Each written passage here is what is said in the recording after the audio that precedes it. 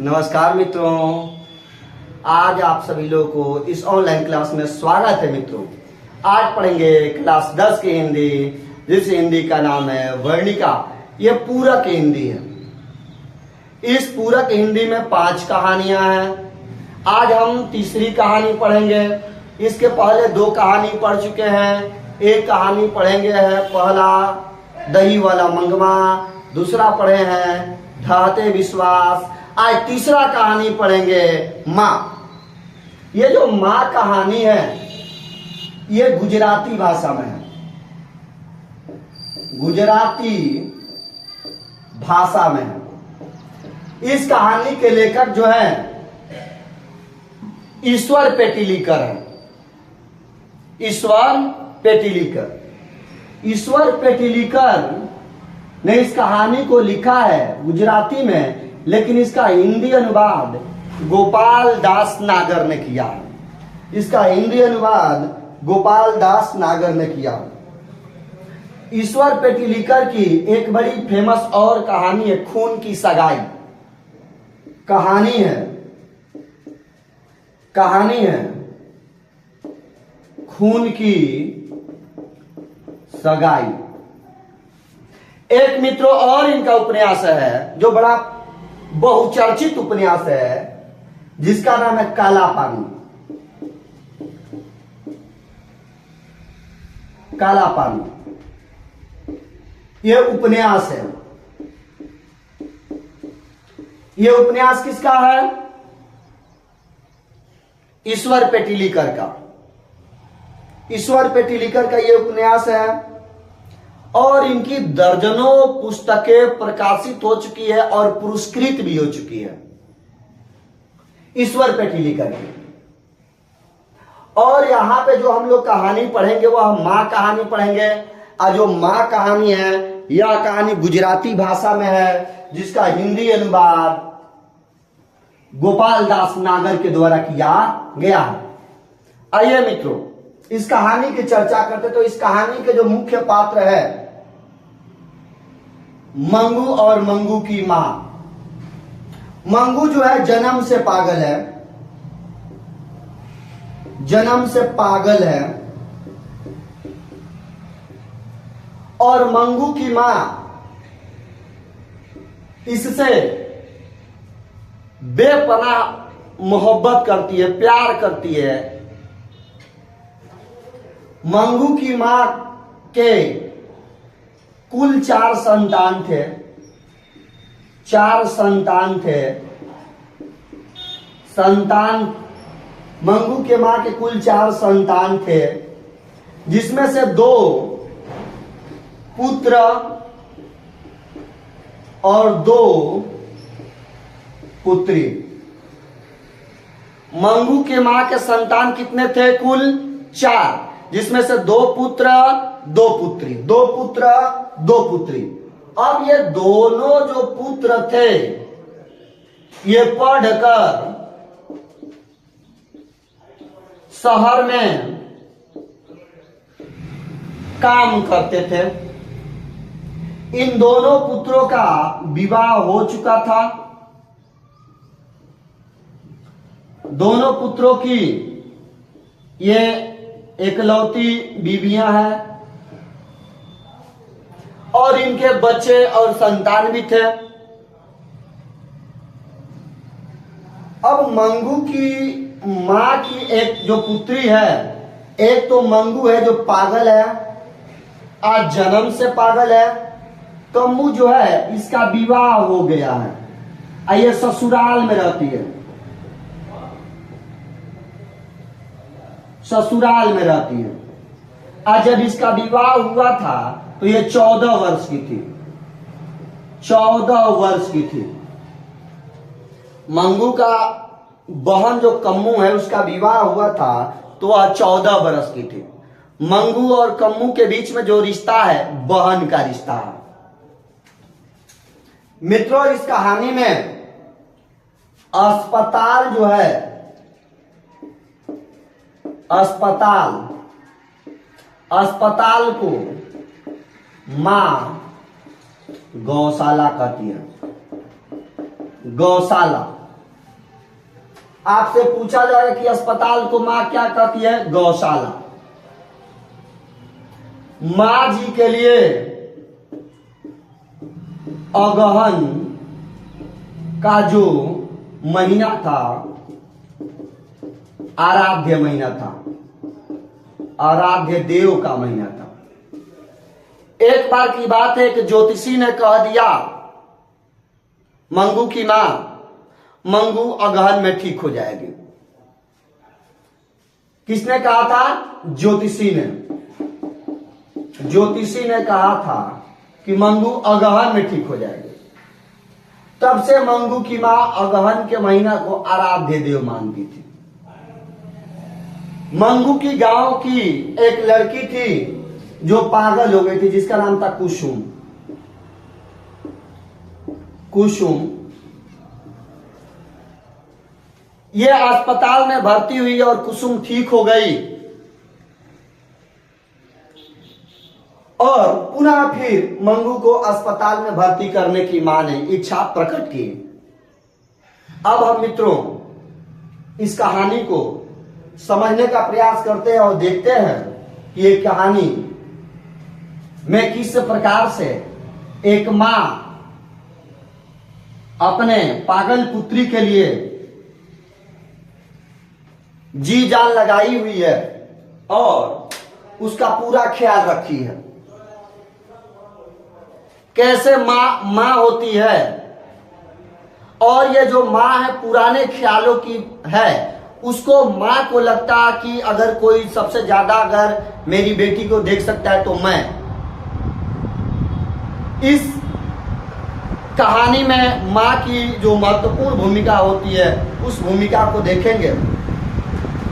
चलिए कहानी को शुरू करते हैं। ये जो मां कहानी है, इसमें जो मां को लोग आकर कहता है, ए मंगू की मां, अरे मंगू को अस्पताल में भर्ती कर दो और अस्पताल में भर्ती कर दो, ये ठीक हो जाएगी। मां कहती थी कि मैं मां होकर सेवा नहीं कर सकती, तो अस्पताल वालों का क्या? मां जो थी अस्पताल को गौशाला की संज्ञा देती थी। गौशाला वो कहती थी कि जिस प्रकार गायों को जब बुढ़ी हो जाने के बाद लोग ले जाके गौशाला में रख देता है, उसी प्रकार हम अपने बेटी को अस्पताल में ले जाके नहीं रखेंगे। अगर मैं मां होकर इस पगली की सेवा नहीं कर सकती है तो अस्पताल वालों का क्या लगा? अब ये जो आता था वही बात कहता था। मां इस जवाब को देकर वह रोने लगती थी, कहती थी कि नहीं, हम सेवा करेंगे, मैं मां होकर नहीं कर सके तो दूसरा कौन सेवा करेगा। अब जो मंगू ऐसे कहती थी और मंगू के जो 4 संतान थे, एक स्वयं मंगू की मां के 4 संतान थे, एक स्वयं मंगू थी, 2 उसके पुत्र थे और एक पुत्री थी। पुत्र पढ़ाई लिखाई करके शहर में रहते थे और पुत्री जो है ससुराल थी, जिसका नाम कम्मू था। एक बार की बात है, जब कम्मू ससुराल से आई थी तो वह कह रही थी, मां तुम मंगू को इतना ज्यादा लाड़ प्यार करके बिगाड़ दी हो। ये भाभियों के पास रहेगी तो भाभियां इनको ठीक कर देगी। 12 वर्ष की हो गई, अभी इसको टट्टी पेशाब का अपना ख्याल नहीं है। अरे आदत धराए तो जानवर भी टट्टी पेशाब का ख्याल आ जाता है जानवर को। मां, आपको क्यों नहीं लगता है कि भाभियां इनका ख्याल रखेगी? भाभियां इतनी ओछ थोड़ी है कि खाना देंगी, खाना नहीं देंगी, खाना अवश्य देंगी। ये तमाम बातों को ये कह रही है और मां के आंखों से सावन भादो गिर रहा है, फिर भी कम्मू अपनी बात को रखे जा रही है। ये मां जो है, मंगू के ऊपर सारा अपना प्रेम निछावर करती थी।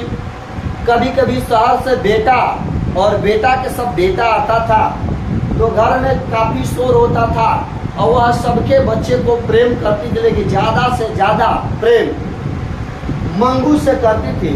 इस बात को लेकर भाभियां भी कसमसा जाती थी, बहुएं भी कसमसा जाती थी कि बुढ़िया जो है ना प्रेम खाली एक पगली से करती है, हमारा सब बेटा पर ध्यान देती है नहीं।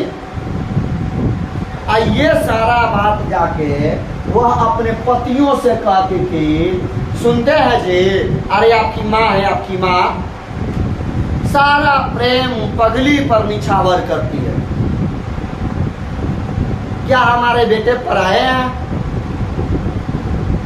लेकिन बेटे कुछ बोलते नहीं थे, माँ की भावना को समझ चुके थे, माँ की भावना को समझ चुके थे, इसीलिए बेटे कुछ बोलते नहीं थे। अब कई डॉक्टरों ने कहा था कि मंगू का पागलपन ठीक होने का कोई चांस नहीं है, लेकिन अगर नर्स और डॉक्टर के संपर्क में रहे तो टट्टी पेशाब करने का इसको ख्याल आ जाए, बस इतना ही होगा, इसके अलावा कुछ नहीं होगा। डॉक्टरों ने सलाह दिया था उनके बेटों को और माँ जी को, जो लोग कहता था ये इलाज कराइए, वो कराइए, गांव देहात का जितना इलाज था सब करवाती थी। माँ का मानना था कि अगर 1000 उपचार किया जाए, 1000, तो उसमें से एक ना एक उपचार लग ही जाता है, एक ना एक उपचार सही तरीका से सूट कर जाता है। उपचार माने इलाज होता है। तो वह शिलाजीत की गोलियां, तमाम प्रकार की गोलियां, उसके अलावा जो भी व्यक्ति जो कहता था झाड़ फूक जादू टोना सब करवाते रहते। एक ज्योतिषी ने माँ जी से कहा था, माँ से, कि मंगू अगहन में ठीक हो जाएगी। अगहन में, अगहन ये कार्तिक के बाद अगहन आता है, उस माह में ठीक हो जाएगी। और माँ को ज्योतिषी ने कहा था, ज्योतिषी ने कहा था कि मंगू जो है अगहन में ठीक हो जाएगी। तब से माँ के मन में बैठ गया था कि ये जो अगहन का महीना है सो आराध्य है, तो माँ के लिए जो अगहन का महीना था आराध्य था, आराध्य देव के समान हो गया था। मंगू की माँ मंगू को कहती है कि मंगू इस अगहन में 14 वर्ष की हो जाएगी। और कम्मू का विवाह 14 वर्ष पर हुआ था। उस समय घर में कोई कमाने वाला नहीं था, लेकिन आज जो है घर की हालात ठीक है, 2 बेटे कमाने वाले हैं। अगर मंगू ठीक हो जाती है तो इसका विवाह धूमधाम से करेंगे। हालांकि मंगू जो है एकदम देवी के समान है, सुंदर है, काफी देखने में अच्छी है, बशर्ते पागल है। अगर ठीक हो जाए तो इसका विवाह धूमधाम से करेंगे। अब कार्तिक में, ये अगहन में कितने वर्ष की हो रही है? 14 वर्ष। किसने बोला था अगहन में ये ठीक हो जाएगी? ज्योतिषी ने। माँ इस महीना को क्या मानती थी? आराध्य देव का महीना मानती है। जिसका नाम कुसुम था, कुसुम, ये शहर के कन्या विद्यालय में पढ़ती थी। कन्या विद्यालय में पढ़ती थी और यह अभी पागल हो गई और इसको भी टट्टी पेशाब का ख्याल नहीं रहा कि कहाँ पेशाब करना है और कहाँ टट्टी करना है। और इसके घर वाले इसको अस्पताल में ले जाके भर्ती कर दिए। अब ये खबर मंगू की माँ को पता चला, तो मंगू की माँ बोली कि आज इनकी माँ जिंदा होती तो मंगू को अस्पताल में भर्ती नहीं कर, ये सॉरी कुसुम को अस्पताल में भर्ती नहीं कर। लेकिन जब अस्पताल में गई तो अस्पताल में जाने के बाद पहले महीना में उसमें बदलाव आया और ठीक होने लगी। पहले उसके पैरों को बांधा गया था, अब पैरों को खोल दिया गया। दूसरे महीना में और ठीक होने लगा। हालांकि चौथे महीना में वह रिटर्न होकर घर चली आई कुसुम। जब घर आई तो गांव में शोर हो गया कि कुसुम क्या हो गई, ठीक हो गई। अब सभी लोग आके कहने लगा, ए मंगू की माँ, अरे मंगू को अस्पताल में ले जाके भर्ती करो। मंगू जो है, देखिए कुसुम गांव की जो लड़की है वह ठीक हो गई। पहली बार माँ ने अस्पताल का विरोध नहीं किया और उन्होंने कुसुम को अपने घर बुलाया। कुसुम जब उनके घर आई तो माँ ने बैठ कर पूछा कि बेटा कुसुम, ए बेटा कुसुम, अरे बताओ कि हॉस्पिटल में कैसे व्यवस्था था, हॉस्पिटल में कैसे करता है, खाना देता है, रहने का व्यवस्था है, स्नान का है, कंबल उम्बल मिलता है। तमाम ये बात पूछी और कुसुम ने सारा साफ साफ सही सही बताया कि हॉस्पिटल में सारी सुविधाएं दी जाती है। माँ को तसल्ली हुआ और तसल्ली होने के साथ अपने बड़े बेटे को, बड़े पुत्र को पत्र लिख डाला कि बेटा आओ और ले चल के कुसुम मंगू को हम लोग भी अस्पताल में भर्ती कर देते हैं। अब जैसे पत्र लिखा उसके बाद से मंगू की माँ को लगा कि जाड़े का मौसम है, इसको काश गर्मी के मौसम में भर्ती करते हैं। लेकिन बेटा को पत्र लिख चुकी थी और बेटा वहां से छुट्टी लेकर आ गया था। अब डर था कि पुत्र जो है माँ को डांटेगा और मजिस्ट्रेट से भी ऑर्डर ले लिया है। माँ मन ही मन सोच रही है कि लग रहा है कि मेरे बेटा को भी, मंगू को अस्पताल में धकेलने के लिए हुआ है, वो भी इससे छुटकारा पाना चाहता है। नहीं तो इतना जल्दी इसको छुट्टी थोड़ी मिल जाता और मजिस्ट्रेट से ऑर्डर ले लिया। लेकिन माँ अब करे तो क्या करें, अगर बेटा नहीं आया रहता तो वह नहीं जाती। हालांकि रात में सोई नहीं, वह सोच रही कि बेटा से कह दे कि बेटा इसको भर्ती नहीं करेंगे। लेकिन अगले दिन उसको अस्पताल में जाना था। उस रात में मंगू की माँ को रात में नींद नहीं आई, रात में सोचती रह गई। सुबह में उठी, मंगू को नया कपड़ा पहनाया गया शहर जाने के लिए और मंगू की माँ के सीने पर मानो कि बहुत बड़ा पत्थर पड़ गया हो। दुख और अनंत वेदनाओं के बीच से डूबे जा रही हो, चिंता मग्न है, परेशान है कि आज लग रहा है कि उनके कलेजे के टुकड़ा को कहीं ले जाया जा रहा है। और मंगू पगली अपने कपड़ा को ये नया कपड़ा ये वो। पुत्र कह रहा है कि माँ देरी हो रहा है, ट्रेन निकल जाएगी और हम लोग इधर रह जाएंगे। एक महिला ने मंगू के माँ को बाँह पकड़ा और इनको ले आया, अब दूसरे ने मंगू को बाँह पकड़ा और बैलगाड़ी में ले जाके बैठाया। ये लोग चले गए। आज जैसे ट्रेन में पहुंचे तो ट्रेन के लोगों को पता चला कि ये पागल है। तो ट्रेन के लोग एगो उनको मिल गया बात करने का और उसमें लोग प्रसंग छेड़ दिए कि यार इतनी खाती पीती जवान लड़की को अस्पताल में भर्ती करने ले जा रहा है ये लोग, अरे 1 महीना में सूख कर लकड़ी हो जाएगी।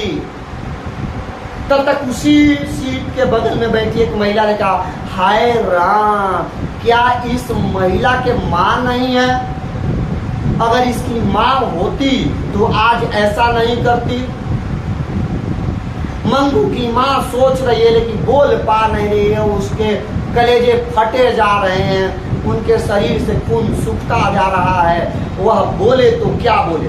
तब तक तीसरे महिला ने कहा कि पता है, मेरे गांव का एक बुजुर्ग बूढ़ा व्यक्ति है, उसके 4 जवान बेटे हैं, गबड़ू जवान बेटे हैं, चारों की शादियां हो चुकी है, अपने बीबी के साथ वो सब रहता है और बुढ़वा को पागलखाना में भर्ती कर दिया है। जो भी गांव के लोग मिलने जाता है तो बुढ़वा चिल्लाने लगता है, ए भाई हमको गांव ले चलो, ए भाई हमको गांव ले चलो। इन तमाम बातों को सुनकर मंगू की माँ का स्थिति ऐसा हो गया कि मानो अगर उसका बेटा नहीं रहता तो मंगू को वहीं से लेकर निकल पड़ती। मित्रों, आप दुनिया के किसी कोना में हैं, आपको ज्ञान देने के लिए 1000 व्यक्ति खड़ा हो जाएंगे, ज्ञानियों की कमी नहीं है। अब चलते हैं मित्रों, अब अस्पताल में पहुंचे, अस्पताल में नंबर लगा और जब मुलाकाती के समय आया तो डॉक्टर के पास पहुंचे और अस्पताल में पहुंचते पहुंचते माँ रोने लगी। उनके रोदन से पूरा अस्पताल गूंज उठा। वह मंगू को छोड़ना नहीं चाहती थी और उसी रोते वक्त तब तक कुछ वहाँ के मरीजों से और उनके लोगों से मिलने का वक्त आया। तो सब लोग अपने पति पत्नी से मिल रहा है, एगो महिला अपने पति से जाके मिली, वो हालचाल सुनाई। एक महिला करे अपने पति से, ये भूतिया है भूतिया। उसमें परिचारिकाएं जो काम करने वाली थी सब, तो कहे कि ये भूतिया हमको खाना नहीं देती है, समय से खाना नहीं देती है, सरसों का तेल नहीं देती है, ई भूतिया ई भूतिया ई। अब इस बात को देखकर मंगू की माँ डर गई। तब तक एक परिचारिकाएं ने गई और बोली कि बहन, अब हम आपको बढ़िया खाना देंगे और तुम्हारा मुंह धो देंगे। तब तक एक किसी ने कहा, मुंह उसका हालत खराब था, तो तुरंत परिचारिकाएं गई और उसका मुंह धो दी और उसने कहा, माँ जी आप घबराइए मत, आज से ये मेरी बहन है। जो अस्पताल की मेट्रॉन थी वो भी बोली कि आज से ये मेरे घर की सदस्य है, आप घबराइए मत। और माँ जी डॉक्टर से कुछ कह रहे हैं तो डॉक्टर ने कहा कि जिस प्रकार ये आपके बेटे हैं उसी प्रकार मैं भी आपका बेटा हूँ। यह बेटी अपने भाई के घर आई है और मैं इसको अच्छा तरीका से देखभाल करूँगा। अब एक परिचारिका ने क्या किया, एक रुमाल लिया, मंगू के आगे ऐसे हिलाया और मंगू उठकर रुमाल के पीछे जाने लगी और वह अंदर चली गई। जैसे अंदर गई, पर्दा हटा तो 3-4 अंदर में महिलाएं, बाल उसका बिगड़ा हुआ था और की थी भीतरे। अब मंगू की माँ देख डर गई कि अरे अंदर ये क्या चल रहा है, इसीलिए तो ये लोग अंदर जाने नहीं देते हैं। ये तमाम बातें चल रही थी मंगू की माँ के, आखिर लोग अंदर क्यों नहीं जाने देना चाहता है। और मंगू की माँ चाहती थी कि हम वह स्थान देखे जहां मंगू रहेगी। मंगू एक एक बात बताने लगी कि बेटी जो है रात में बिना लाइट के सोती नहीं है, दूध और दाल रोटी खाती है, इसको टट्टी पेशाब कराना पड़ता है, कंबल ओढ़ाना पड़ता है। तो मेट्रॉन बोली कि आप चिंता मत करिए, रात में 4-4 बार देखा जाता है, सबको अलग अलग कमरा में रखा जाता है, लाइट की भी व्यवस्था है, भोजन की व्यवस्था है, हर चीज की व्यवस्था है। माँ जी आप फिक्र मत करिए, आप निश्चिंत होकर घर जाइए। मंगू की माँ और उसका बेटा घर आ गए। तकरीबन 11 साढ़े 11 बजे आए। उसकी पड़ोस की एक महिला जो थी उनके लिए भोजन बना के रखी थी, लेकिन ये लोग भोजन खाया नहीं, मानो कि किसी शमशान में किसी लाश को जला के आ रहा है, उतना शोक में ये दोनों डूबा था। माँ को एक एक बात याद आ रही थी कि वह कंबल ओढ़ती है, वह सुसु करती है, जाड़े का दिन है, कौन कंबल उड़ाएगा, कौन क्या करेगा। इस प्रकार के बोझ से माँ दबे जा रही, एक एक बात को याद कर रही है।